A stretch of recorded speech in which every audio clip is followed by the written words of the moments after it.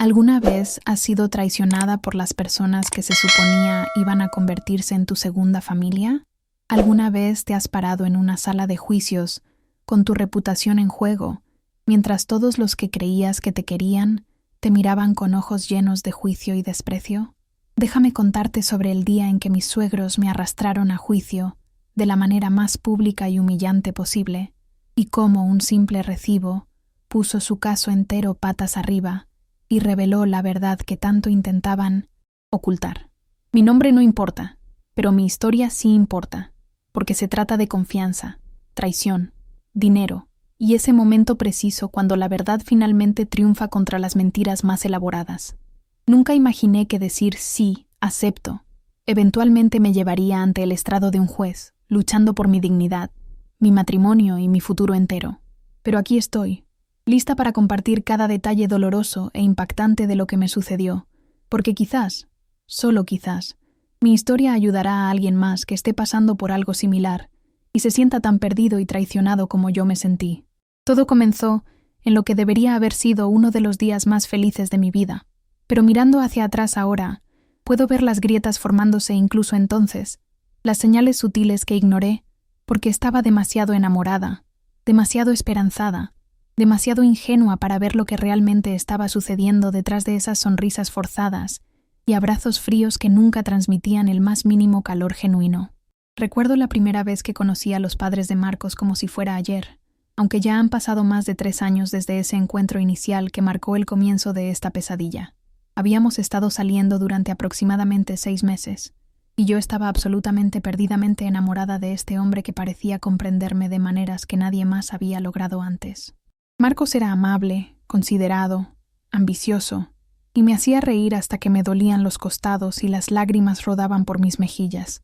Cuando finalmente me invitó a conocer a su familia en su gran hacienda a las afueras de la ciudad, estaba nerviosa pero emocionada, creyendo sinceramente que si ellos eran algo parecido a su hijo, nos llevaríamos maravillosamente bien y podríamos construir una relación hermosa. Pasé horas eligiendo el atuendo perfecto, algo que dijera que era respetuosa pero confiada, elegante pero accesible,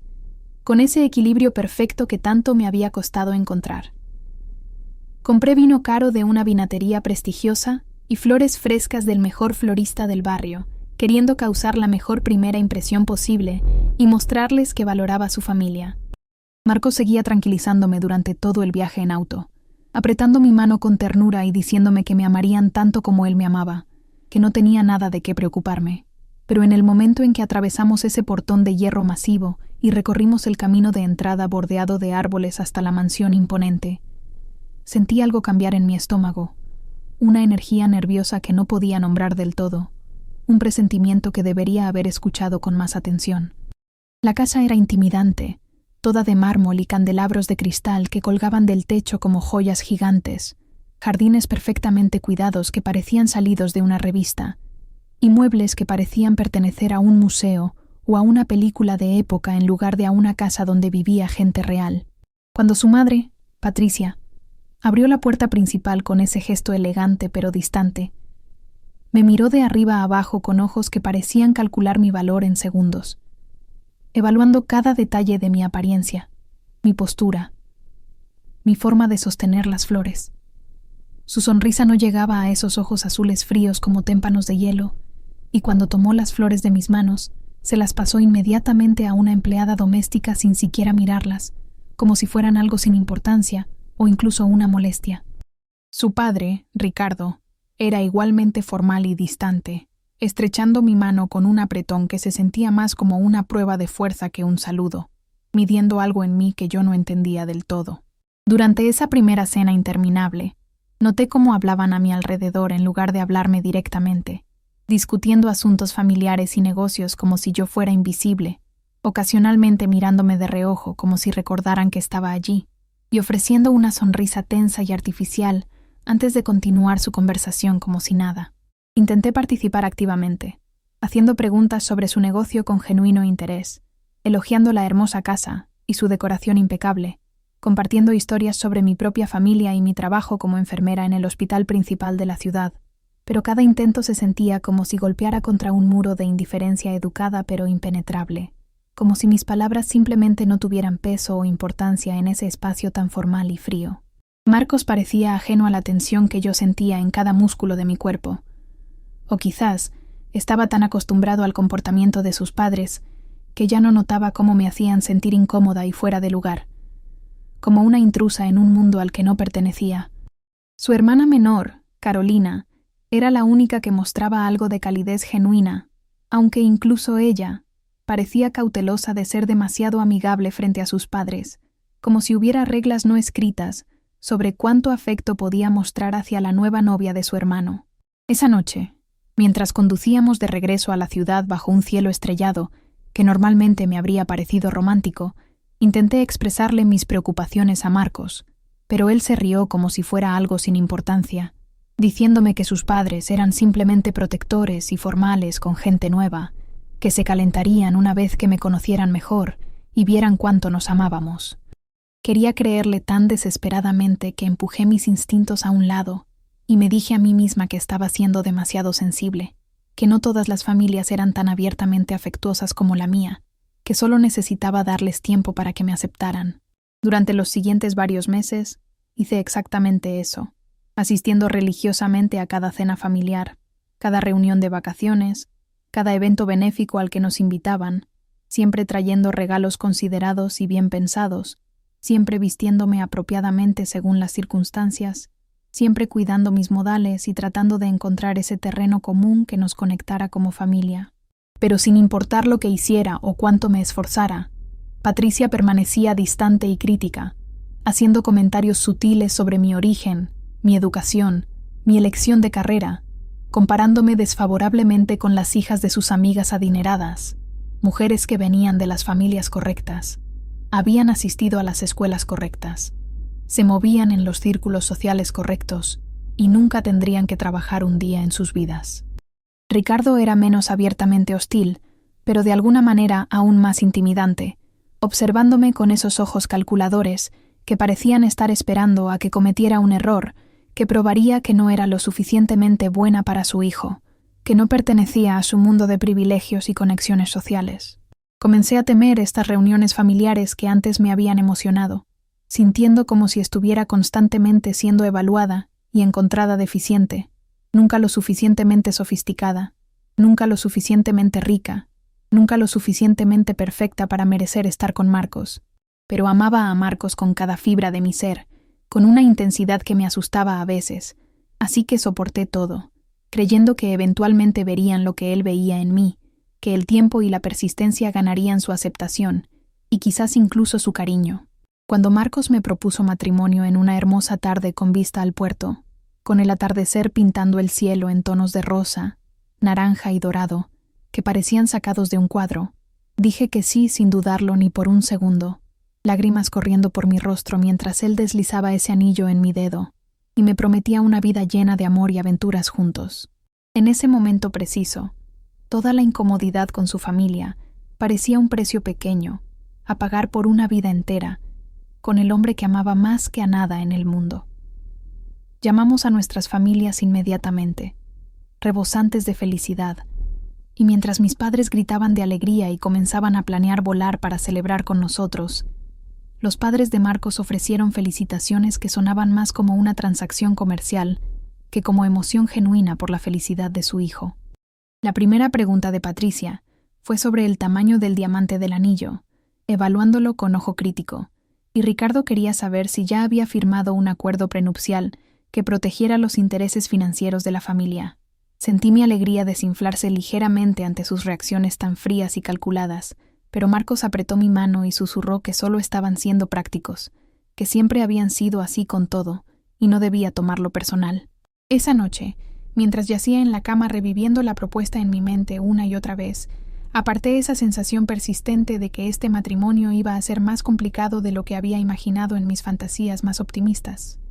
Me dije a mí misma que el amor lo conquista todo, que Marcos y yo éramos lo suficientemente fuertes para manejar cualquier desafío que se nos presentara, que eventualmente sus padres verían cuánto nos preocupábamos el uno por el otro y me aceptarían como parte de la familia, como la nuera que merecían. Mirando hacia atrás ahora, me doy cuenta de cuán ingenua era, cómo confundí su tolerancia fría con aceptación, cómo ignoré cada bandera roja ondeando frente a mí, porque estaba tan desesperada por creer en el cuento de hadas que había construido en mi mente. ¿Alguna vez has querido algo tan desesperadamente que te convenciste de pasar por alto las señales de advertencia obvias? ¿Alguna vez has amado a alguien tanto que estabas dispuesta a aceptar maltrato de su familia solo para mantener la paz y no causar problemas?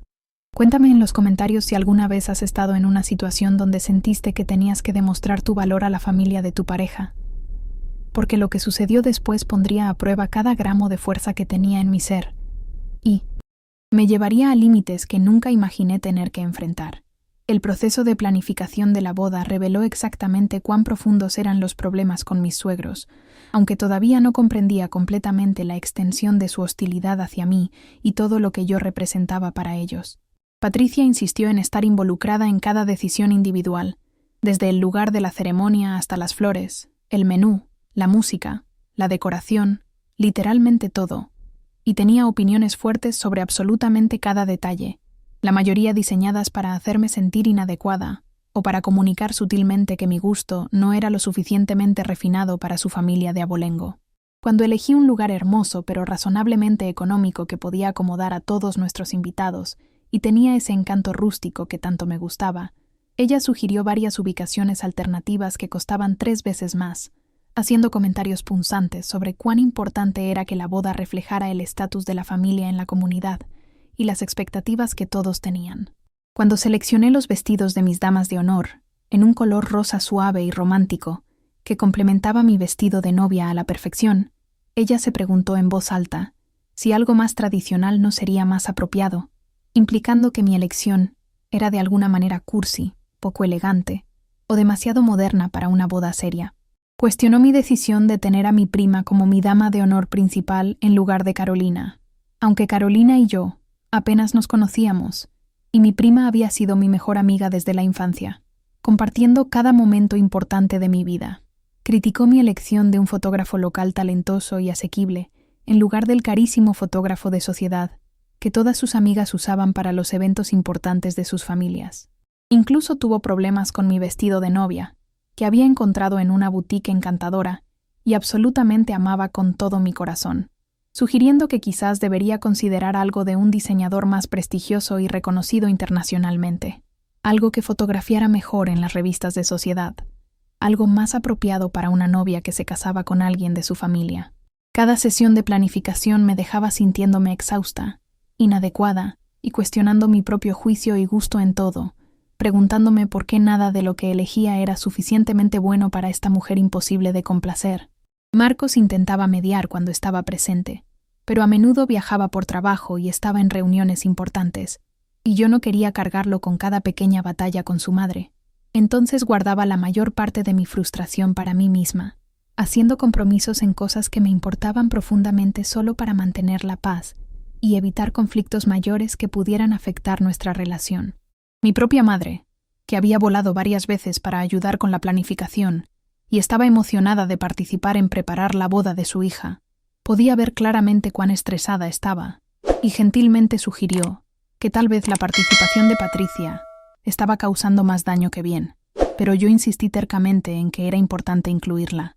que era la madre de Marcos y merecía tener opinión sobre la boda de su hijo, sin importar cuán difícil hiciera todo el proceso. Lo que no me di cuenta entonces, en mi inocencia y deseo de mantener la armonía, era que Patricia no estaba tratando de ayudar a planear una boda hermosa. Estaba tratando de mantener control absoluto, de recordarme en cada momento que me estaba casando en su mundo y necesitaría vivir según sus reglas, seguir sus expectativas, convertirme en el tipo de nuera que ella había imaginado para su hijo perfecto. El día real de la boda fue un torbellino de emociones intensas, hermoso y estresante en igual medida, lleno de momentos de pura alegría mezclados con tensión subyacente. Me sentía absolutamente hermosa en mi vestido, mientras mi padre me llevaba por el pasillo,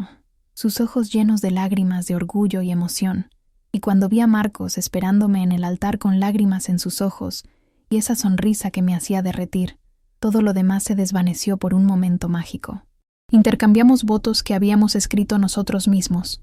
prometiendo amarnos y apoyarnos a través de todo lo que la vida nos lanzara. en las buenas y en las malas, en la riqueza y en la pobreza, en la salud y en la enfermedad.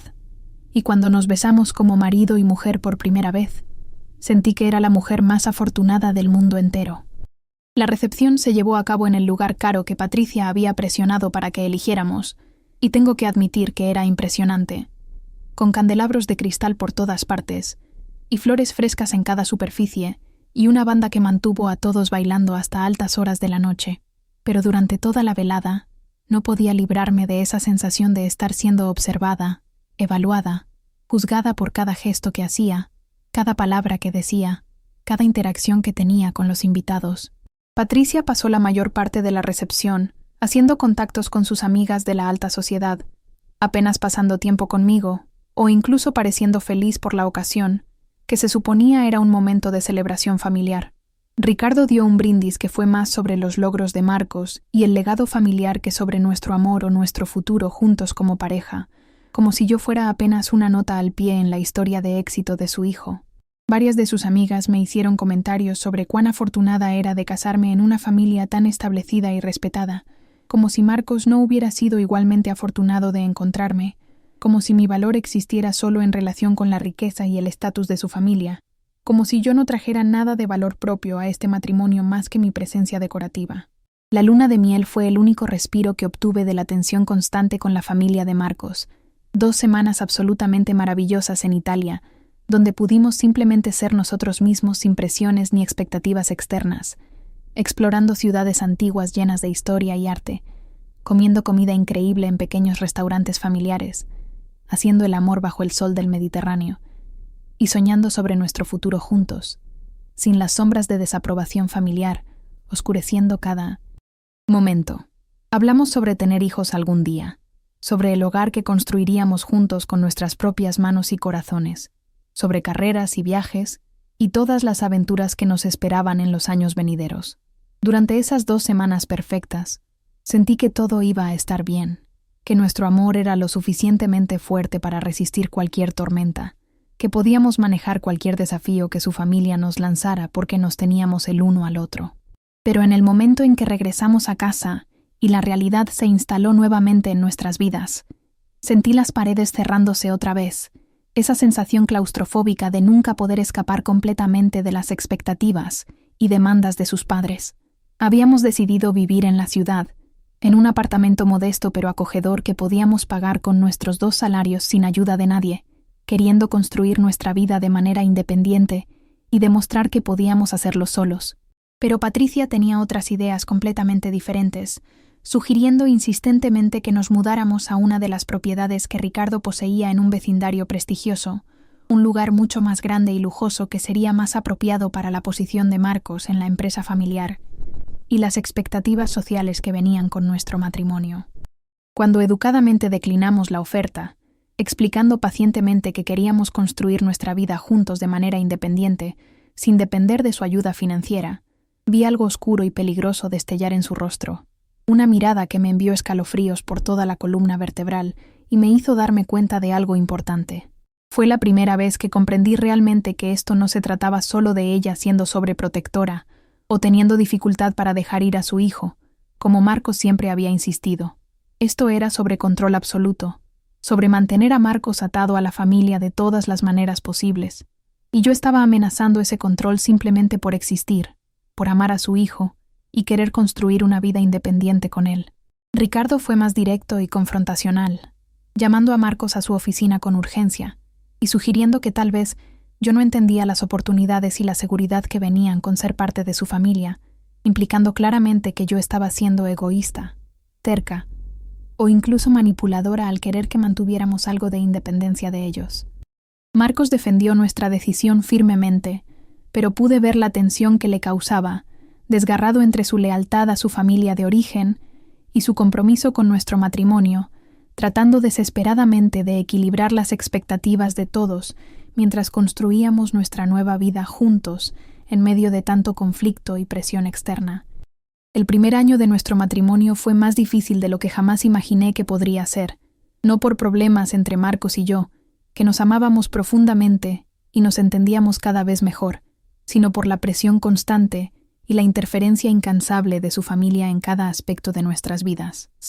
Patricia llamaba múltiples veces al día, siempre con alguna solicitud o crítica o consejo no solicitado sobre cómo deberíamos estar manejando nuestro hogar, administrando nuestro dinero, planeando nuestro futuro, según sus visiones y expectativas en lugar de las nuestras. Ricardo ofrecía a Marcos promociones y oportunidades en la empresa familiar, que siempre parecían venir con condiciones adjuntas, expectativas de que nos mudaríamos más cerca de ellos, que pasaríamos más tiempo en eventos familiares y sociales, que yo renunciaría a mi trabajo y me enfocaría en ser una esposa apropiada y futura madre de sus nietos, en lugar de perseguir mi propia carrera y pasiones. Amaba mi trabajo como enfermera con todo mi corazón. Me daba propósito, independencia y un sentido de contribuir a algo importante y significativo en el mundo, de hacer una diferencia real en las vidas de las personas que cuidaba cada día. Pero Patricia nunca perdía una oportunidad de sugerir que estaba por debajo de mí ahora que estaba casada con Marcos, que debería estar enfocándome en apoyar la carrera de mi esposo y preparándome para los hijos que esperanzadamente tendríamos pronto en lugar de desperdiciar mi tiempo y energía en un trabajo que ella consideraba inapropiado para alguien de mi nueva posición social. Hacía comentarios despectivos sobre mis horarios de trabajo, implicando que no estaba lo suficientemente disponible para Marcos, que estaba poniendo mi carrera por delante de mi matrimonio de manera egoísta e inapropiada. Criticaba nuestro estilo de vida modesto y relativamente simple, el hecho de que cocináramos en casa, en lugar de cenar en restaurantes caros todas las noches, que condujéramos autos razonables en lugar de vehículos de lujo, que pasáramos los fines de semana haciendo caminatas en la naturaleza, o yendo a museos en lugar de asistir a los eventos sociales, donde ella pensaba que deberíamos ser vistos y hacer las conexiones correctas. Cada llamada telefónica, cada cena familiar, cada interacción me dejaba sintiéndome drenada, exhausta y a la defensiva, constantemente teniendo que justificar nuestras elecciones y nuestra vida juntos ante personas que claramente no respetaban ni valoraban las decisiones que estábamos tomando como pareja adulta e independiente. Marcos intentaba protegerme de lo peor de todo esto, pero yo podía ver el precio que también le estaba cobrando, la forma en que sus hombros se tensaban cada vez que su teléfono sonaba con el tono de llamada de su madre, la forma en que suspiraba profundamente antes de devolverle la llamada, la manera cuidadosa en que formulaba las cosas para evitar desencadenar otra conferencia interminable o viaje de culpa que duraba horas. Entonces, llegó el incidente relacionado con dinero, que eventualmente nos llevaría a todos a esa sala de tribunal, aunque en ese momento no tenía idea de cuán serias se estaban volviendo las cosas, ni cuánto empeoraría todo. Comenzó de manera bastante inocente, o al menos eso fue lo que pensé en mi ingenuidad. La abuela de Marcos, una mujer dulce y encantadora llamada Leonor, que siempre había sido amable conmigo a pesar de la frialdad de su hija, había fallecido después de una breve pero devastadora enfermedad que la consumió rápidamente. Yo la había visitado varias veces en el hospital durante sus últimas semanas de vida, llevándole flores frescas que alegraran su habitación estéril y leyéndole sus libros favoritos cuando estaba demasiado débil para sostener uno ella misma, simplemente sentándome junto a su cama y sosteniendo su mano cuando ya no podía hablar, pero sus ojos todavía comunicaban tanto amor y gratitud. Leonor me había contado historias fascinantes sobre su propio matrimonio, sobre venir de un origen humilde y casarse en una familia adinerada que la miraba con desprecio al principio, sobre los desafíos que enfrentó de sus propios suegros que la consideraban indigna, y sentí una conexión profunda con ella que no había sentido con nadie más en la familia de Marcos, como si nuestras almas se reconocieran a través del tiempo y la experiencia compartida. En una de esas visitas, solo unos días antes de que falleciera, Leonor había tomado mi mano con sorprendente fuerza, para alguien tan frágil y presionado algo en ella, cerrando mis dedos alrededor de ello, y susurrando con voz débil pero firme, que debía mantenerlo seguro, que era para mí, que le había mostrado más bondad y amor genuino en sus últimos días, que su propia hija había mostrado en años, décadas incluso. Cuando miré en mi mano para ver qué era, vi que se trataba de un broche antiguo absolutamente hermoso, de oro con pequeños diamantes incrustados que brillaban incluso bajo las duras luces fluorescentes del hospital, claramente valioso pero también profundamente sentimental por su historia y significado. Y, Intenté rechazarlo cortésmente, diciéndole que debería quedarse en la familia, que era demasiado valioso, pero ella insistió con una determinación que no esperaba, apretando mi mano con fuerza sorprendente y haciéndome prometer que lo guardaría, que lo usaría a veces y pensaría en ella cuando lo hiciera, que recordara siempre que alguien me había visto verdaderamente por quién era y me había valorado. Estaba llorando mientras prometía hacerlo, sabiendo que no nos quedaba mucho tiempo juntas, y ese momento se sintió sagrado, un regalo no solo de joyería, sino de aceptación, amor y reconocimiento de alguien que me había visto realmente, quien entendía mi lucha y quería darme algo que significara que yo importaba, que era valiosa, que merecía cosas hermosas y amor incondicional. Después del funeral de Leonor, que fue un evento grande y formal que se sintió más como un acto social de la alta sociedad que un memorial para una abuela amada, Patricia convocó una reunión familiar para discutir el patrimonio de Leonor y la distribución de sus bienes. Me sorprendió ser incluida, ya que asumí que esto era asunto familiar privado, del cual yo, como no era relativamente nueva, estaría excluida, pero Marcos insistió en que viniera, apretando mi mano de manera reconfortante mientras nos sentábamos en la sala formal de la casa de sus padres, rodeados de muebles caros y retratos familiares que parecían mirarnos con juicio desde las paredes. Ricardo se paró al frente de la habitación, como si estuviera presidiendo una reunión de la junta directiva de alguna corporación importante, discutiendo la distribución de los activos de Leonor, sus propiedades, sus inversiones, sus pertenencias personales con la frialdad de alguien revisando números en una hoja de cálculo, en lugar del legado de una mujer amada. La mayor parte se estaba dividiendo entre Patricia y su hermano, con fideicomisos más pequeños establecidos para los nietos, incluidos Marcos y Carolina, todo muy ordenado y planeado según lo que Leonor había especificado en documentos legales, preparados años antes. Entonces Patricia sacó el tema de la colección de joyas de Leonor, particularmente varias piezas antiguas valiosas que habían estado en la familia durante generaciones y tenían tanto valor sentimental como monetario. Aparentemente había revisado el joyero de Leonor personalmente y estaba perturbada, casi ofendida, de encontrar que el broche de diamantes, una de las piezas más valiosas y significativas de toda la colección, faltaba misteriosamente. Me miró directamente a los ojos mientras decía esto, su mirada fría y acusatoria, aunque no expresó directamente lo que claramente estaba pensando y queriendo que todos los demás en la habitación también pensaran sobre mí. Marcos inmediatamente se tensó a mi lado, y sentí mi estómago caer hasta el suelo mientras me daba cuenta de hacia dónde se dirigía todo esto, la trampa que se estaba cerrando a mi alrededor. Hablé inmediatamente, mi voz temblando ligeramente pero firme en mi verdad, explicando que Leonor me había dado el broche durante una de mis visitas al hospital, que había sido un regalo consciente y deliberado, que ella había insistido en que lo guardara a pesar de mis objeciones iniciales. La habitación cayó en un silencio tan pesado que podía sentirlo presionando contra mi piel, y podía sentir los ojos de todos sobre mí, juzgándome, calculando, cuestionando mi versión de los eventos. La expresión de Patricia se endureció hasta convertirse en algo frío y cruel, y dijo con una voz goteando de falsa dulzura y veneno apenas contenido, que seguramente debía estar equivocada, que Leonor no estaba en su sano juicio durante esos últimos días de su vida, que no podía haber tenido la intención de regalar una reliquia familiar tan valiosa a alguien que solo había estado en la familia por tan poco tiempo, apenas un año completo, y que lo apropiado sería devolverlo para que pudiera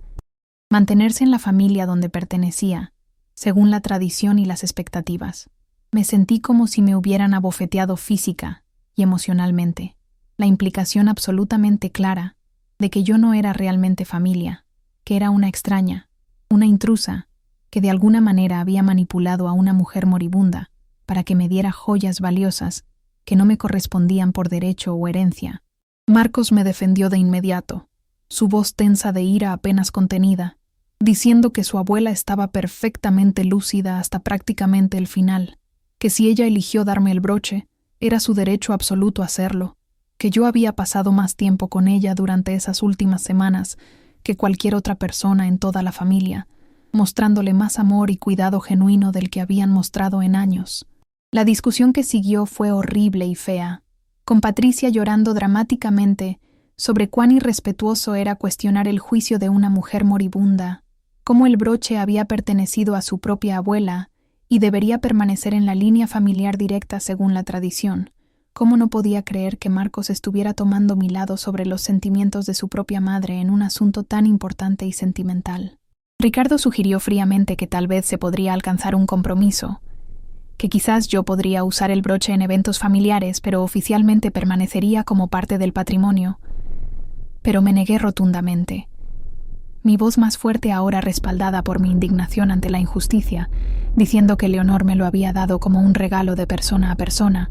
de mujer a mujer, y yo no iba a deshonrar sus deseos ni tratar su regalo final como algo que tenía que negociar o justificar mantener. La reunión terminó terriblemente mal, con Patricia llorando teatralmente, Ricardo mirándome como si fuera una ladrona común, Carolina evitando el contacto visual conmigo por vergüenza o incomodidad, y Marcos y yo saliendo sin decir adiós, conduciendo a casa en un silencio tenso y cargado de emociones, ambos sacudidos por cuán rápido las cosas habían escalado, ambos tratando de procesar lo que acababa de suceder y qué significaba para nuestro futuro con su familia que claramente nunca me aceptaría completamente. Durante los siguientes meses, las cosas fueron de mal en peor de maneras que nunca podría haber anticipado o imaginado en mis peores pesadillas. Y mirando hacia atrás ahora puedo ver claramente cómo Patricia estaba construyendo metódicamente un caso contra mí, plantando semillas de duda y sospecha, aunque en ese momento yo era demasiado ingenua para reconocer las señales de lo que estaba por venir.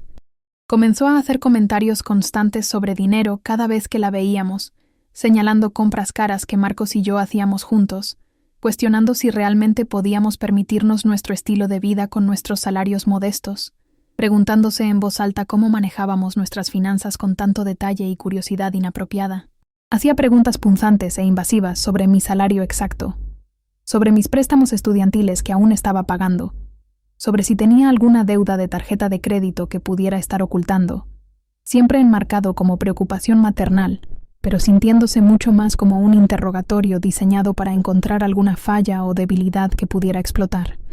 Sugirió repetidamente a Marcos que tal vez yo no estaba siendo completamente honesta con él sobre mi situación financiera antes de que nos casáramos, que tal vez debería mirar más cuidadosamente nuestras cuentas bancarias conjuntas y los patrones de gastos para ver si había algo sospechoso o irregular. Cuando Marcos me contó sobre estas conversaciones perturbadoras, me sentí profundamente herida y furiosa, sintiendo como si ella estuviera tratando de pintarme como algún tipo de cazafortunas o carga financiera, cuando en realidad yo contribuía equitativamente a nuestros gastos del hogar y era bastante cuidadosa y responsable con el dinero, habiendo crecido en una familia de clase media donde el presupuesto y el ahorro eran valores importantes que mis padres nos habían inculcado desde pequeños. Luego Patricia comenzó a decirle a familiares y amigos que estaba preocupada por las finanzas de Marcos, que sospechaba que yo estaba aprovechándome de él de alguna manera, que había notado artículos valiosos faltando después de reuniones familiares en su casa, siempre deteniéndose justo antes de acusarme directamente, pero asegurándose de que las implicaciones fueran absolutamente claras para todos los que escuchaban sus insinuaciones venenosas.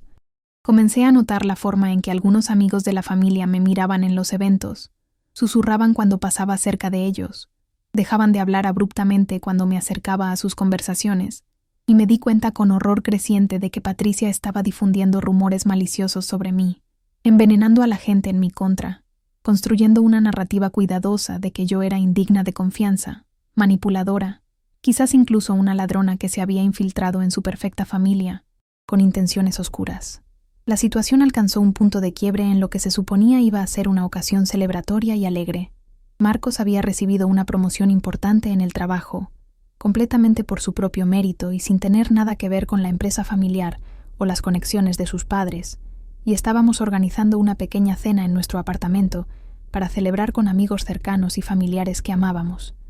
Había pasado días preparándome con emoción, cocinando todos los platos favoritos de Marcos con tanto cuidado y amor, decorando nuestro pequeño espacio para hacerlo cálido y acogedor, emocionada de compartir este logro con las personas que queríamos y valorábamos.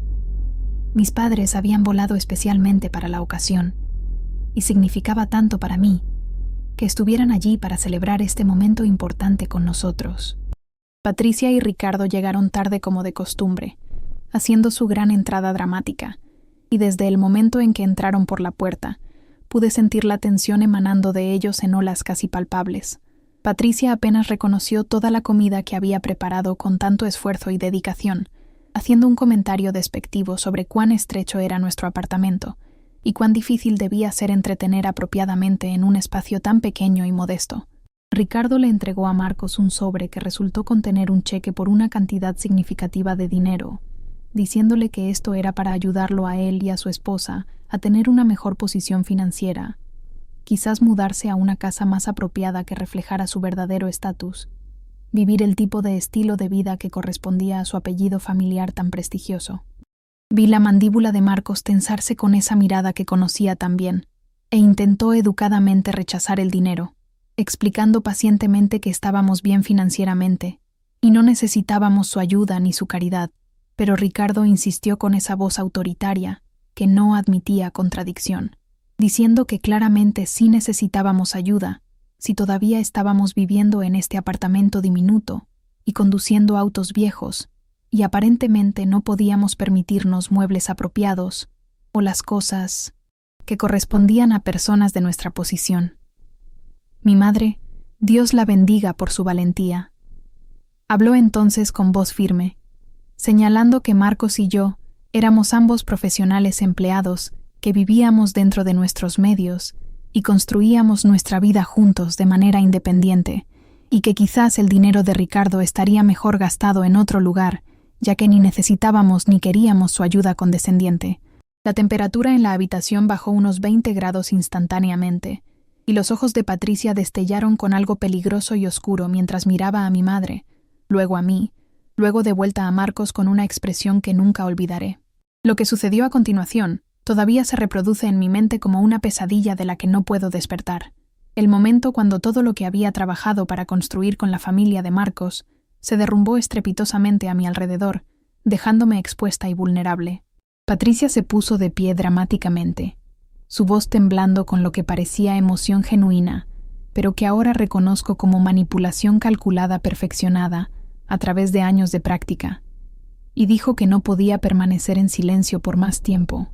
que había tratado de darme el beneficio de la duda a pesar de sus reservas, que había intentado creer a Marcos cuando me defendía porque amaba a su hijo, pero que ahora tenía evidencia concreta, prueba irrefutable de que yo había estado robando de la familia, tomando dinero de las cuentas de Marcos sin su conocimiento, manipulándolo y mintiéndole desde el día en que nos conocimos en esa fiesta años atrás. La habitación explotó en caos absoluto, con mis padres exigiendo saber de qué diablos estaba hablando esta mujer, Marcos poniéndose de pie y diciéndole a su madre con voz peligrosamente baja que había cruzado una línea que no podía descruzar, Carolina luciendo genuinamente sorprendida y confundida por la acusación tan severa, y Ricardo tratando de calmar a todos mientras simultáneamente sugería que tal vez Patricia tenía derecho a expresar sus preocupaciones legítimas sobre la situación financiera de su hijo. Sentí como si no pudiera respirar, como si las paredes se estuvieran cerrando sobre mí, como si todo lo que había temido sobre nunca ser aceptada por esta familia se estuviera haciendo realidad de la peor manera posible e imaginable. A través del ruido y las acusaciones volando por la habitación, Patricia sacó una carpeta de su bolso caro de diseñador, desplegando lo que llamó evidencia sobre nuestra mesa de café, estados de cuenta bancarios con ciertas transacciones resaltadas en amarillo fluorescente, recibos que aparentemente había estado recolectando secretamente, documentación que afirmaba probaba que yo había estado sistemáticamente robando de Marcos, de la familia, usando mi posición como su esposa para acceder a dinero y objetos de valor que no eran míos por ningún derecho legal o moral. Miré a Marcos, viendo la confusión y el dolor en sus ojos, no porque me creyera culpable, sino porque no podía creer que su madre llegaría tan lejos, que haría estas acusaciones terribles frente a todos, que intentaría destruir su matrimonio y humillar a su esposa en nuestra propia casa durante lo que se suponía era una celebración. ¿Alguna vez has sido falsamente acusada de algo terrible y devastador por alguien a quien habías tratado tan duro de complacer durante tanto tiempo? ¿Alguna vez has sentido el suelo desaparecer bajo tus pies mientras mentiras cuidadosamente construidas se presentaban como verdad indiscutible frente a personas cuya opinión valorabas? Cuéntame en los comentarios si has experimentado este tipo de traición que te corta hasta el alma, porque lo que vino después pondría a prueba absolutamente todo lo que pensaba que sabía sobre justicia, verdad, y luchar por tu dignidad cuando todo el mundo parece estar en tu contra. La cena terminó en un desastre completo y absoluto, con Patricia y Ricardo saliendo furiosos y ofendidos, mis padres en shock y indignación justa, y Carolina disculpándose quedamente antes de seguir a sus padres fuera de nuestro apartamento, dejándonos en las ruinas de lo que debería haber sido una noche de alegría. Marcos y yo nos sentamos en los restos de lo que se suponía era una celebración, rodeados de comida sin comer, que había preparado con tanto amor, y papeles esparcidos llenos de mentiras y manipulación, y lloré más fuerte de lo que había llorado desde el día de mi boda, pero esta vez de dolor profundo y humillación en lugar de alegría desbordante.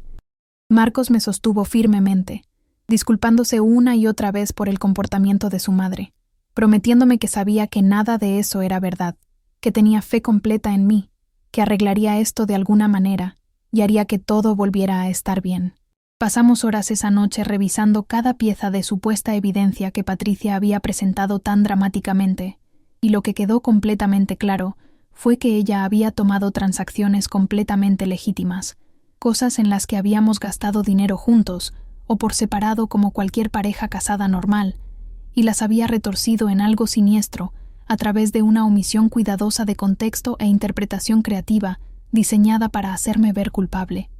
Un cheque que había escrito para reembolsar a Marcos por mi mitad de unas vacaciones que tomamos juntos a la playa se había convertido en un retiro inexplicado y sospechoso de cuenta conjunta, sin ninguna nota sobre el contexto.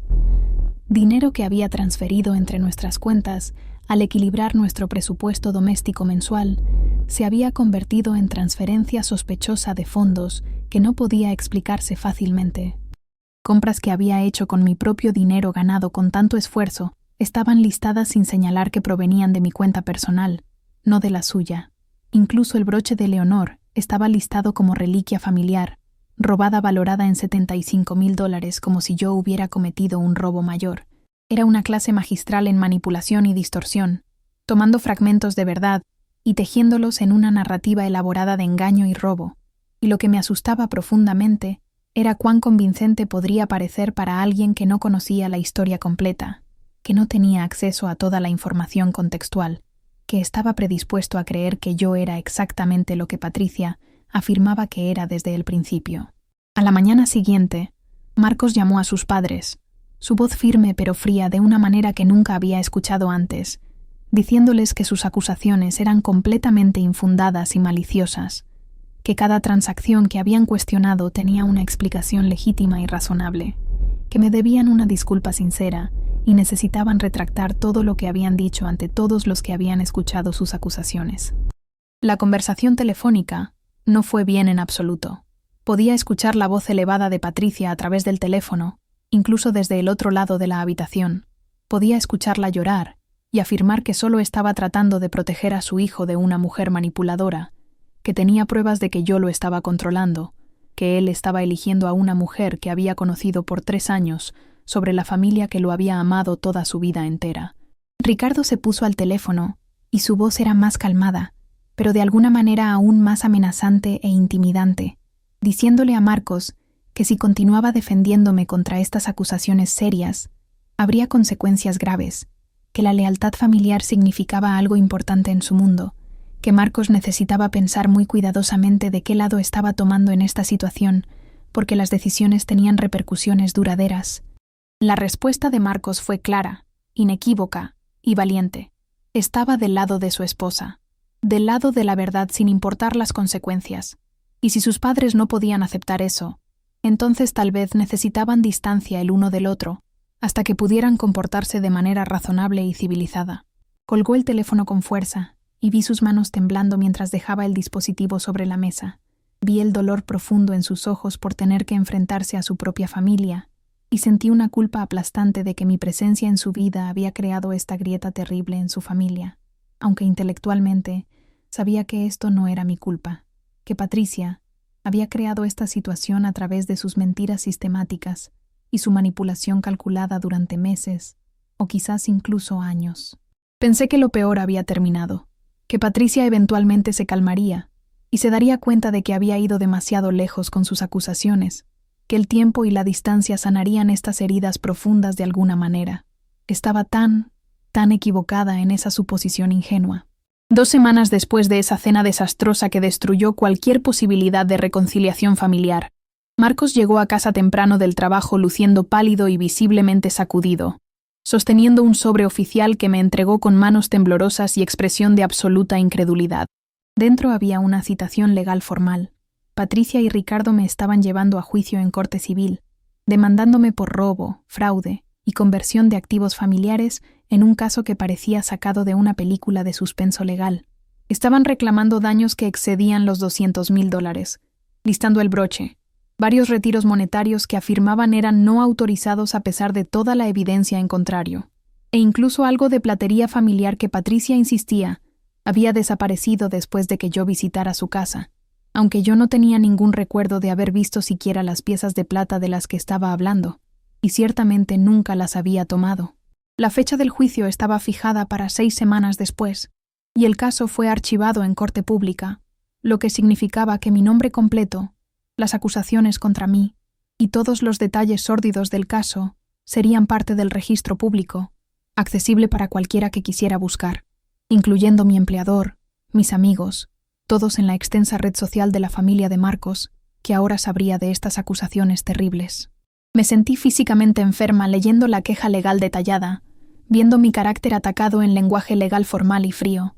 viendo mi matrimonio y mi vida reducidos a una lista de supuestos crímenes y fallas morales presentados como hechos indiscutibles. Marcos inmediatamente llamó al abogado familiar, solo para descubrir con horror que este era el mismo abogado que había presentado el caso en nombre de sus padres, un hombre que había conocido a Marcos desde que era niño y ahora estaba tomando el lado de sus padres en contra mía sin ninguna lealtad hacia el hijo que había visto crecer. Nos apresuramos a encontrar nuestro propio abogado, finalmente conectando con una mujer llamada Sarah Chen, que se especializaba en derecho familiar y litigios civiles, y tenía una reputación excelente. Y cuando me senté en su oficina moderna y le conté toda la historia desde el principio,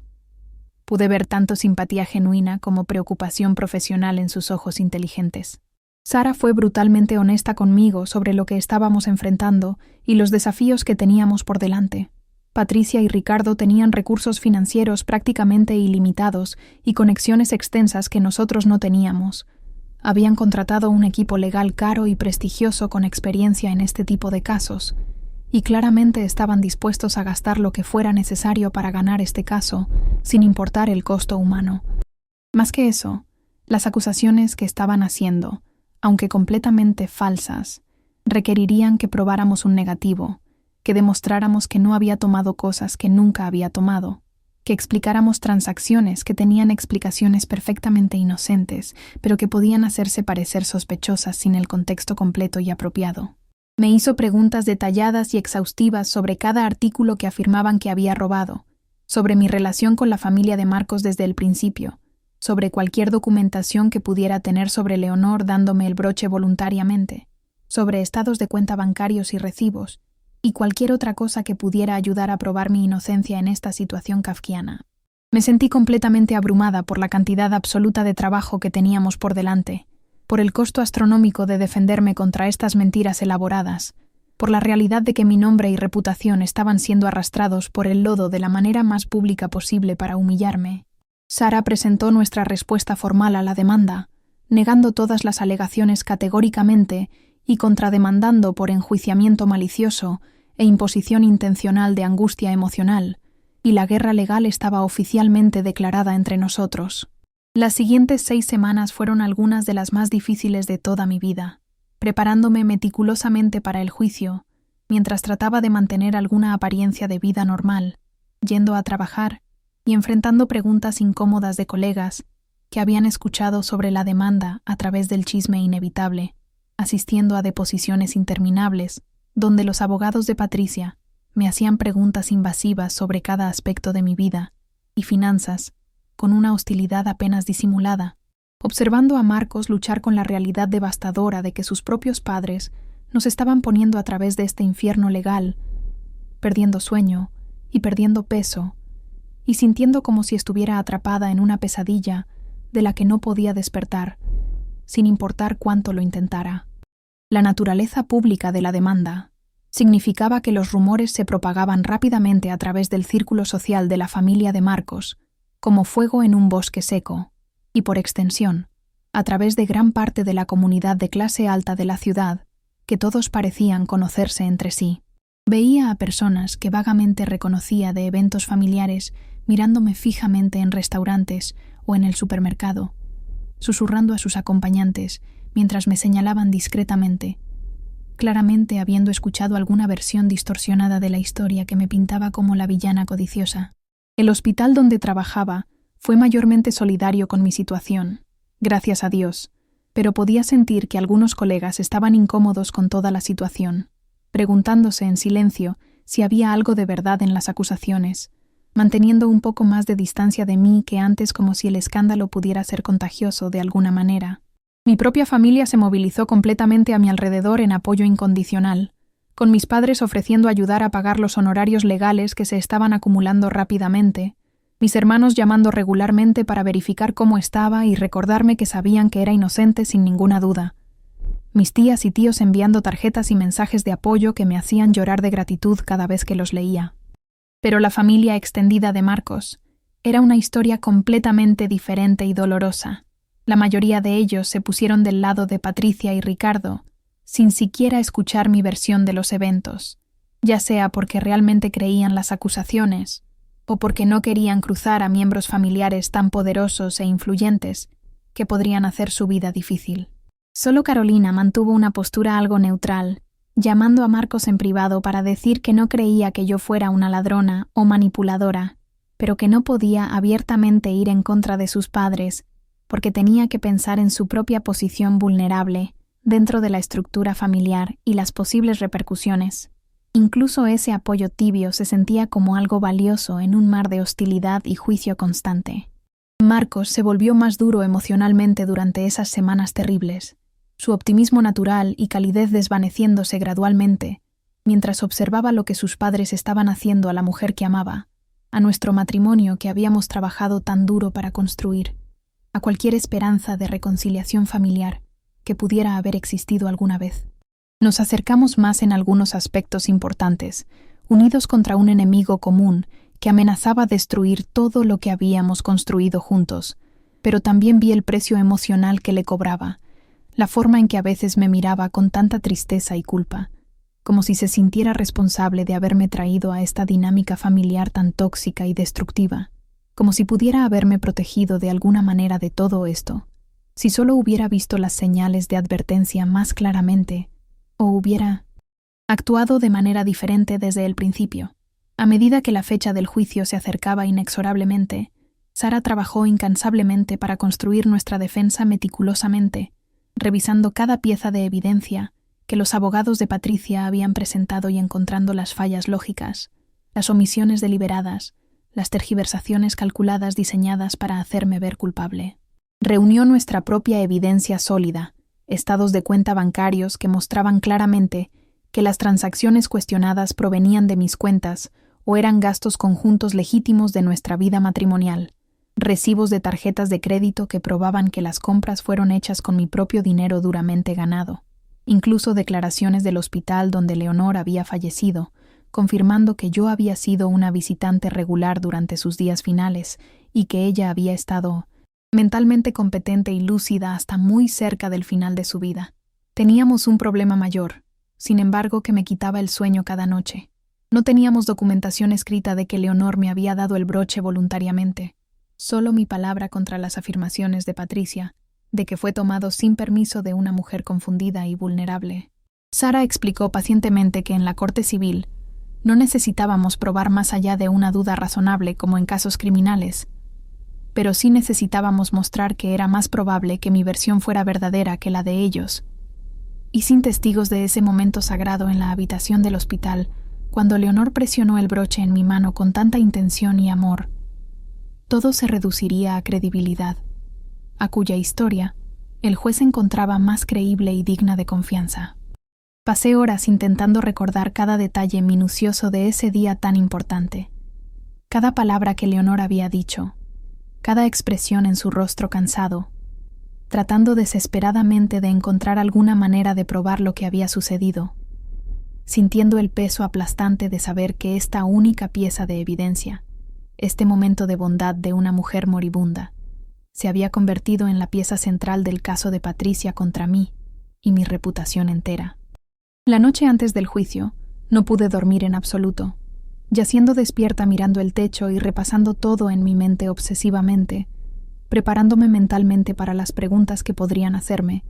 tratando de calmar mis nervios y recordarme que la verdad estaba de mi lado, que no había hecho nada malo, que la justicia finalmente prevalecería de alguna manera.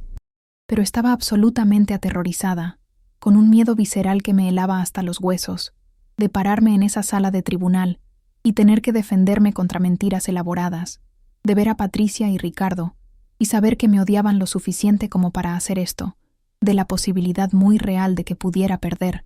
de que el juez creyera su versión en lugar de la mía, de que mi reputación y mi futuro pudieran ser destruidos para siempre por personas que se suponía iban a convertirse en mi familia cuando me casé con su hijo. La mañana del juicio que cambiaría todo, Marcos y yo nos vestimos con sumo cuidado, ambos usando trajes conservadores y profesionales, queriendo proyectar respetabilidad, honestidad e integridad en cada detalle de nuestra apariencia. Mis manos temblaban incontrolablemente mientras trataba de aplicar el mínimo maquillaje necesario, y Marcos tuvo que ayudarme con mi collar porque no podía manejar el cierre pequeño con dedos que no dejaban de temblar. Condujimos al tribunal en un silencio pesado y cargado, ambos perdidos en nuestros propios pensamientos oscuros, ambos asustados de lo que el día traería y cómo cambiaría nuestras vidas para siempre. Cuando llegamos al imponente edificio de la corte, ya había una multitud considerable reunida afuera, no solo Patricia y Ricardo con su equipo legal de aspecto intimidante, sino varios amigos de la familia y gente de la alta sociedad que aparentemente habían venido a presenciar el espectáculo, a ver a la esposa de Marcos puesta en su lugar de manera pública y humillante, a presenciar lo que probablemente asumían sería mi derrota y vergüenza total. Vi el destello de satisfacción maliciosa en los ojos de Patricia mientras pasábamos, vi la expresión severa e inflexible de Ricardo, vi a sus abogados caros con sus maletines de cuero y actitudes confiadas que me hicieron sentir tan pequeña e impotente, y me sentí tan diminuta, tan superada en número y recursos, tan terriblemente sola a pesar de la mano de Marcos sosteniendo firmemente la mía, y Sara caminando con confianza a nuestro lado, proyectando una seguridad que yo no sentía en absoluto. La sala del tribunal en sí era intimidante y fría, toda de madera oscura y asientos formales, con el estrado del juez elevado por encima de todos los demás, un recordatorio visual del poder absoluto que se sostenía sobre nuestras vidas en ese espacio sagrado de justicia. Tomamos nuestros asientos en la mesa del demandado, y podía sentir ojos perforando mi espalda como dagas invisibles, podía escuchar conversaciones susurradas llenas de juicio, podía sentir el peso aplastante del juicio de personas que ya habían decidido que era culpable antes de escuchar una sola palabra de testimonio real. La jueza entró con autoridad, una mujer mayor llamada jueza Morrison, que tenía una reputación bien establecida de ser justa, pero estricta, y no tolerar tonterías en su sala, y todos nos pusimos de pie respetuosamente. Mientras nos sentábamos nuevamente, Sara apretó mi mano de manera reconfortante, susurrando que debía mantener la calma sin importar qué, responder las preguntas con honestidad directa y confiar en que la verdad eventualmente saldría a la luz de alguna manera. El abogado de Patricia comenzó con su declaración de apertura, pintando un cuadro elaborado y convincente de mí, como una mujer calculadora y fría, que había seleccionado a Marcos específicamente por su dinero y conexiones, que había manipulado despiadadamente a una anciana vulnerable para que me diera joyas valiosas, que había robado sistemáticamente de la familia mientras fingía ser una esposa amorosa y una nuera respetuosa. Habló elocuentemente y con gran confianza, y observé el rostro de la jueza intensamente, tratando desesperadamente de leer su expresión neutral, aterrorizada de que estuviera creyendo cada palabra venenosa que salía de su boca. Cuando Sara se puso de pie para dar nuestra declaración de apertura en respuesta, fue igualmente convincente y apasionada, describiéndome como una enfermera trabajadora y dedicada, que se había enamorado de Marcos sin saber o preocuparse por la riqueza de su familia, que había soportado años de frialdad implacable y críticas constantes de sus padres que nunca me aceptaron, que había mostrado bondad genuina y compasión a una mujer moribunda y recibió un regalo sincero en retorno, y que ahora estaba siendo castigada cruelmente por negarme a someterme a las demandas controladoras de una suegra manipuladora que no podía aceptar perder el control sobre su hijo. El juicio procedió con testigo tras testigo desfilando al estrado, el lado de Patricia trayendo amigos de la familia que testificaron sobre cuán valiosa era el broche, cómo debería haberse quedado en la familia según la tradición, cuán sospechoso era que desapareciera justo después de la muerte de Leonor. Trajeron a la empleada doméstica que había estado presente en algunas reuniones familiares, aunque ella admitió bajo el contrainterrogatorio hábil de Sara que nunca realmente me había visto tomar nada o comportarme de manera inapropiada o sospechosa en ningún momento. Trajeron expertos financieros que analizaron nuestros estados de cuenta bancarios con microscopio y señalaron transacciones que afirmaban eran sospechosas y no podían explicarse fácilmente, aunque Sara sistemáticamente desmontó cada afirmación con documentación sólida que mostraba el propósito legítimo y completamente razonable de cada transacción individual que habían cuestionado. Cuando Patricia tomó el estrado para dar su testimonio, interpretó el papel de hija afligida y madre preocupada a la perfección con actuación digna de un Oscar, tocando sus ojos con un pañuelo de seda mientras hablaba con voz quebrada sobre la salud fallante de su madre, sobre la preciosa reliquia familiar que significaba tanto para su historia familiar y sus recuerdos de infancia, sobre sus crecientes preocupaciones de que yo estaba aprovechándome de Marcos financiera y emocionalmente de maneras que él no podía ver, porque estaba cegado por el amor. Afirmó con convicción que su madre nunca habría regalado el broche voluntariamente, que le había dicho a Patricia específicamente que debería ir a Carolina después de su muerte, según el plan familiar de sucesión, que yo debía haberlo tomado cuando Leonor estaba demasiado débil o confundida para detenerme, o incluso darse cuenta de lo que estaba sucediendo. Bajo el contrainterrogatorio experto de Sara, la presionó duramente sobre por qué, si estaba tan preocupada por las finanzas de Marcos como afirmaba, no había mencionado nada directamente a él hasta después de la muerte de Leonor cuando el broche desapareció. Cuestionó por qué Patricia no tenía absolutamente ninguna evidencia de estas supuestas conversaciones con Leonor sobre el broche y su destino previsto después de su muerte. Sacó el hecho revelador de que Patricia apenas había visitado a su madre durante esas semanas finales, cuando más la necesitaba, mientras que yo había estado allí casi a diario mostrando amor y cuidado genuino, un hecho confirmado irrefutablemente por los registros detallados del hospital. Observé la compostura de Patricia agrietarse ligeramente bajo la presión del interrogatorio. Vi ira y frustración destellar brevemente a través de su máscara de dolor. Vi a la jueza tomando notas cuidadosamente y ocasionalmente mirándome con una expresión que no podía descifrar completamente, pero que me daba una pequeña chispa de esperanza. Cuando fue mi turno de testificar, estaba aterrorizada hasta lo más profundo de mi ser, pero absolutamente determinada a decir mi verdad, colocando mi mano sobre la Biblia y jurando decir la verdad, toda la verdad, y nada más que la verdad, luego sentándome en ese estrado de testigos, sintiéndome completamente expuesta y vulnerable ante todos esos ojos juzgándome. Sara me guió a través de mi historia con gentileza y cuidado, dejándome describir con mis propias palabras cómo conocí a Marcos, y me enamoré profundamente de él. Cómo intenté tan desesperadamente construir una relación con su familia a pesar de su rechazo constante, cómo Patricia nunca me había aceptado realmente como parte de su familia, sin importar cuánto me esforzara. Cómo Leonor había sido genuinamente amable conmigo durante su enfermedad cuando más vulnerable estaba.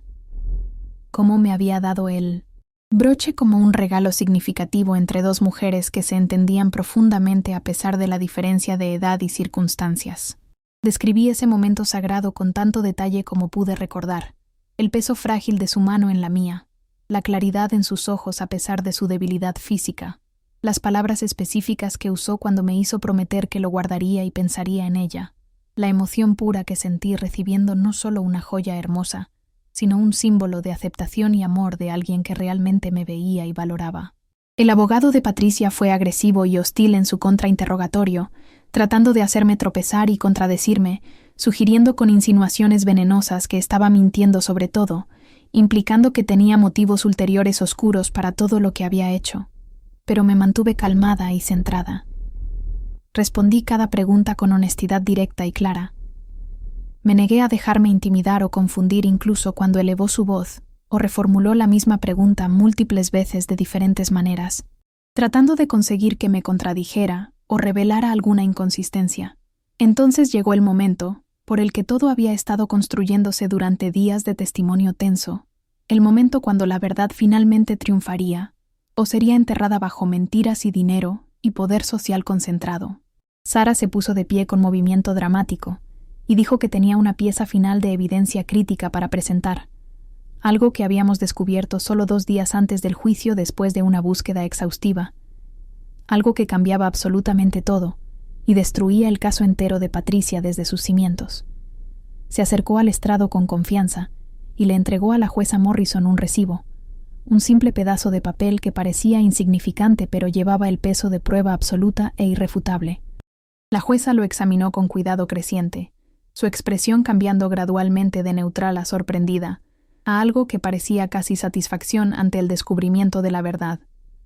Le pidió a Sara que explicara la relevancia del recibo para todos en la sala, y Sara lo hizo, su voz clara, fuerte y triunfante, resonando en el silencio absoluto de la sala. El recibo era de una joyería prestigiosa en el centro de la ciudad, fechado exactamente una semana antes de que Leonor falleciera, mostrando que había traído el broche para que lo limpiaran profesionalmente y había solicitado específicamente que fuera empaquetado en una caja de regalo elegante con una tarjeta incluida, algo que claramente no haría alguien que planeaba mantener la joya para sí misma o dejarla en su caja de joyas para ser distribuida según su testamento. El joyero había guardado meticulosamente el recibo en sus archivos y recordaba vívidamente la transacción, porque Leonor le había contado con una sonrisa cálida que estaba dándole el broche a alguien especial, alguien que le había mostrado verdadera bondad, amor y respeto en sus últimos días cuando más lo necesitaba. Sara había rastreado a este joyero después de días incansables,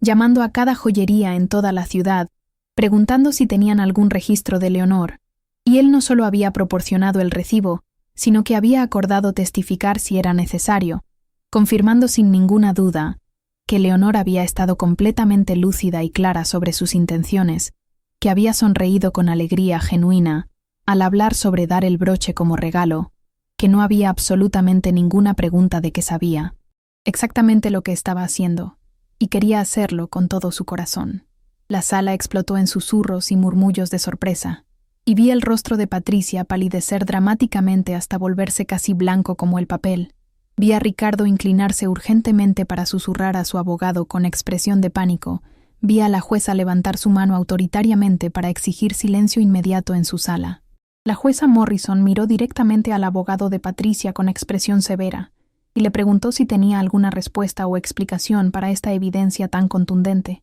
y lo observé con satisfacción mientras forcejeaba y tropezaba, tratando desesperadamente de argumentar que no probaba definitivamente que yo era la destinataria prevista del regalo, que tal vez Leonor había cambiado de opinión en esa última semana de su vida, que esto no abordaba las otras alegaciones de robo y fraude que habían presentado en el caso. Pero la jueza no lo estaba aceptando en absoluto, señalando con lógica implacable que las otras alegaciones ya habían sido completamente desacreditadas a través de registros bancarios meticulosos y recibos claros, que el caso entero había dependido fundamentalmente del broche y la afirmación de que yo lo había robado de una mujer confundida y vulnerable, y este recibo probaba definitiva e irrefutablemente que Leonor había tenido la intención de darlo como regalo voluntario y consciente. Le preguntó a Patricia directamente con voz fría si había sabido sobre su madre llevando el broche al joyero para prepararlo como regalo, y Patricia dudó visiblemente, claramente atrapada en su propia red de mentiras, antes de admitir quedamente con voz apenas audible que no lo había sabido, que su madre no le había mencionado nada sobre eso en sus conversaciones durante esas últimas semanas. La expresión de la jueza Morrison se endureció aún más hasta volverse de granito puro, y comenzó a hablar con voz que llevaba claramente a través de toda la sala y más allá. Dijo que había presidido 2 días completos de testimonio y revisado evidencia extensiva y exhaustiva, y era abundante y cristalinamente claro para ella que este caso no tenía ningún mérito legal o moral, que cada alegación había sido sistemática y completamente desmentida con evidencia sólida e irrefutable, que el recibo probaba que la afirmación central sobre el broche robado era completamente falsa y fabricada, y que presentar estos cargos parecía estar motivado no por preocupación genuina sobre robo, sino por conflicto familiar, deseo de controlar y castigar a la demandada por no someterse a los deseos y expectativas de los demandantes como si fuera su propiedad, en lugar de una persona adulta con derechos propios. Dijo con voz resonante que presentar acusaciones falsas en la corte era un asunto extremadamente serio, que desperdiciaba recursos judiciales preciosos y causaba daño inmenso e injustificable al acusado, que tenía que defenderse de mentiras elaboradas,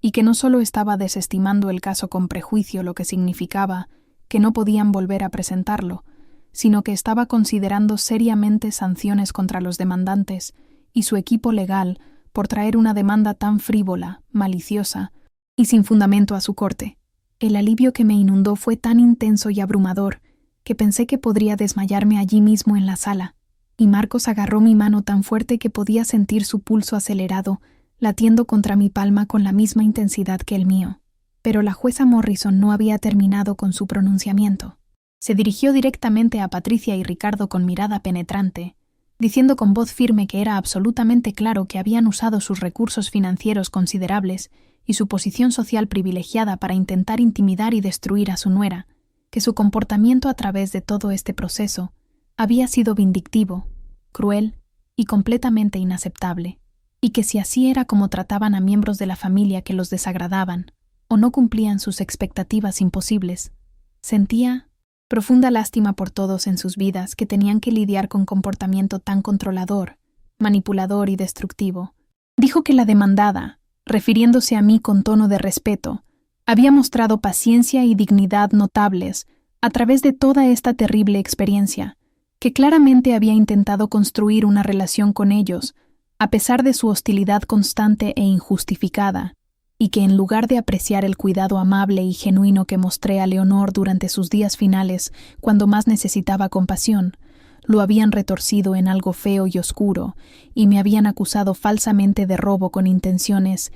maliciosas. Adjudicó a nuestro favor los costos judiciales y honorarios de abogados, una cantidad sustancial que Patricia y Ricardo tendrían que pagar como castigo por su comportamiento, y concedió nuestra contrademanda por enjuiciamiento malicioso,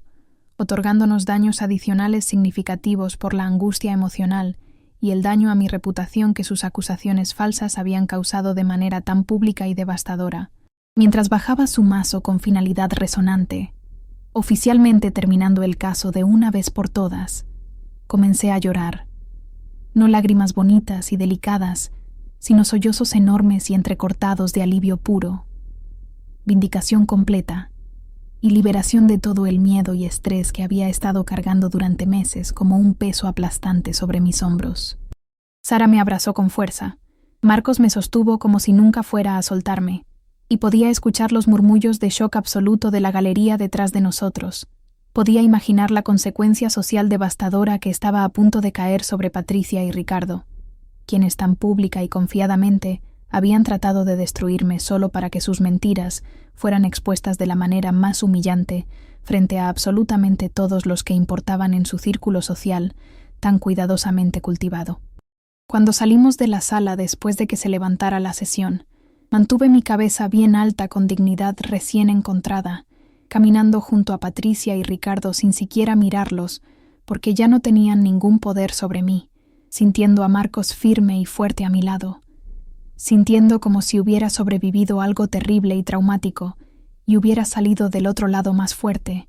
más sabia y más segura de quién era realmente. El recibo que me había salvado, ese simple pedazo de papel de un joyero que recordó con claridad y cariño a una anciana amable que quería dar un regalo significativo, había sido la clave para todo, la prueba irrefutable que no podía ser discutida, torcida o explicada de ninguna otra manera posible. Afuera del tribunal, reporteros que habían oído hablar del drama familiar de alta sociedad intentaron hacernos preguntas gritando, pero Sara los manejó profesionalmente, haciendo una declaración breve sobre estar complacidos con el fallo de la jueza, y esperando que mi reputación pudiera ahora ser reparada después de meses de acusaciones falsas y daño injusto. Mis padres estaban esperándonos afuera, habiendo presenciado cada momento del juicio con corazones palpitantes, y mi madre me abrazó tan fuerte que apenas podía respirar, llorando y diciéndome cuán orgullosa estaba de mí, cómo nunca había dudado de mi inocencia ni por un segundo, cómo la justicia finalmente había sido servida como debía ser. El rostro de Marcos era una mezcla compleja de alivio profundo y dolor devastador, contento de que yo hubiera sido vindicada completamente pero destrozado por lo que sus padres habían intentado hacernos, por la fealdad que había sido revelada, por la realidad de que su familia de origen había elegido crueldad sobre aceptación, mentiras sobre verdad, control sobre amor incondicional que debería existir entre padres e hijos. Fuimos a casa ese día exhaustos física y emocionalmente, pero finalmente libres, finalmente capaces de respirar sin el peso opresivo de acusaciones falsas, colgando sobre nosotros como una nube oscura, finalmente capaces de comenzar a reconstruir nuestras vidas, sin la sombra de la demanda oscureciendo cada momento de alegría y cada plan para el futuro. Las consecuencias del juicio trajeron cambios que no había anticipado, algunos buenos y reconfortantes, y otros complicados y agridulces.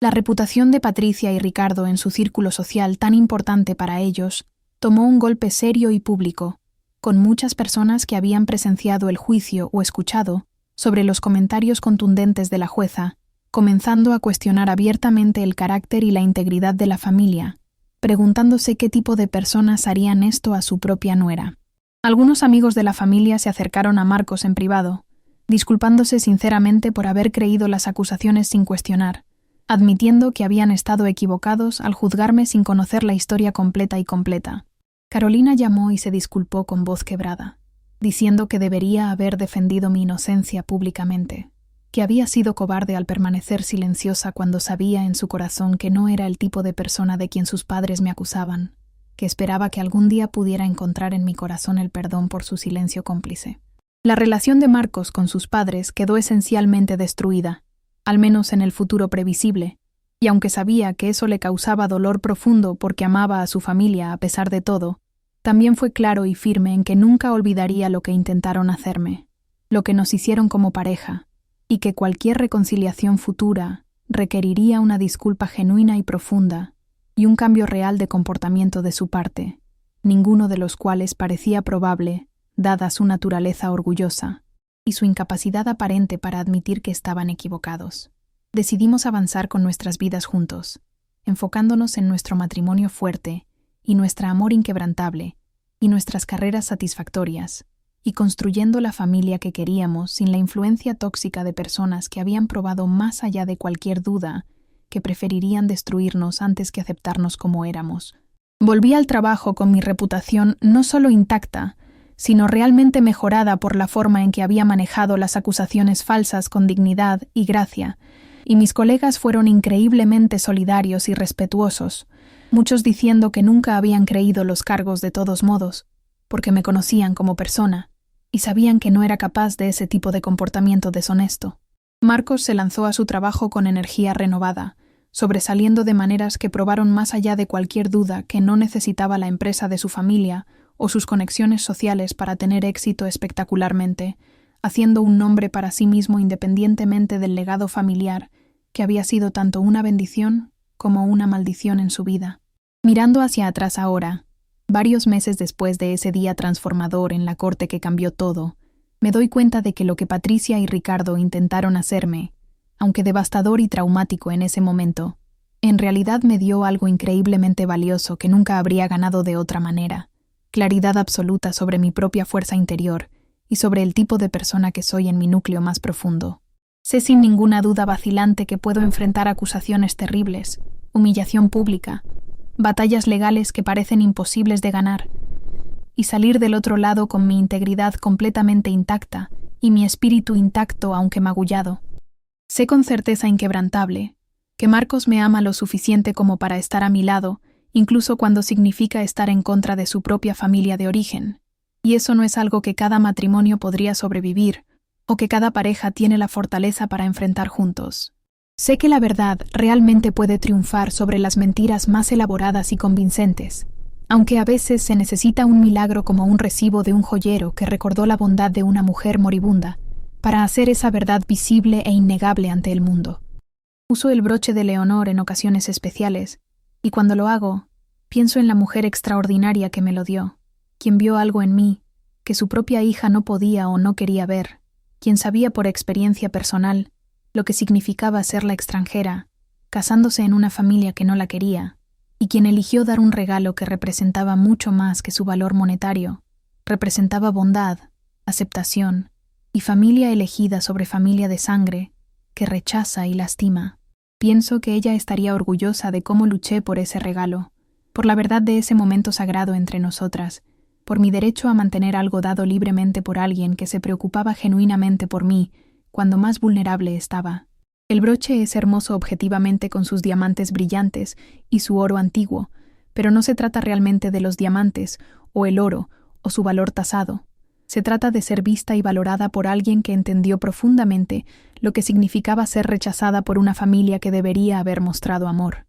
y elegir dar un regalo que decía: tú perteneces aquí, tú importas en este mundo, eres digna de cosas hermosas y amor incondicional, y aceptación sin condiciones imposibles. Si estás pasando por algo similar en este momento, si estás lidiando con suegros o familia política que no te aceptan por quien eres, si has sido falsamente acusada de algo terrible y devastador, si sientes que estás luchando una batalla imposible donde el otro lado tiene todo el poder, todos los recursos, todas las ventajas imaginables, quiero que sepas desde lo más profundo de mi corazón que la verdad importa tremendamente, que mantenerte firme en tu integridad importa más de lo que puedes. Imaginar ahora que negarte a ser quebrantada por mentiras y crueldad calculada importa de maneras que cambiarán tu vida para siempre. No es fácil en absoluto, y hubo tantos momentos durante esa pesadilla cuando quería simplemente rendirme, devolver el broche que era legítimamente mío y disculparme por cosas que no había hecho solo para que los ataques incesantes pararan, pero estoy tan profundamente agradecida de no haberlo hecho, porque ceder ante las mentiras solo valida las mentiras y enseña a los abusadores que sus tácticas funcionan perfectamente y pueden seguir usándolas contra ti y otros. Mantente firme en tu verdad sin importar cuánta presión enfrentes. Documenta absolutamente todo meticulosamente. Mantén registros de cada interacción y transacción. Encuentra personas que crean en ti y te apoyen incondicionalmente. Y confía con todo tu corazón que eventualmente, si persistes y no te rindes, la verdad saldrá a la luz de alguna manera. Puede tomar un recibo inesperado de un joyero. Puede tomar una jueza que ve claramente a través de la manipulación y las mentiras. Puede tomar tiempo y paciencia y más fuerza de la que sabías que poseías en reservas profundas que nunca habías necesitado acceder antes. Pero la verdad tiene una manera misteriosa de emerger eventualmente si no te dejas silenciar o intimidar hasta rendirte y aceptar una narrativa falsa como verdad.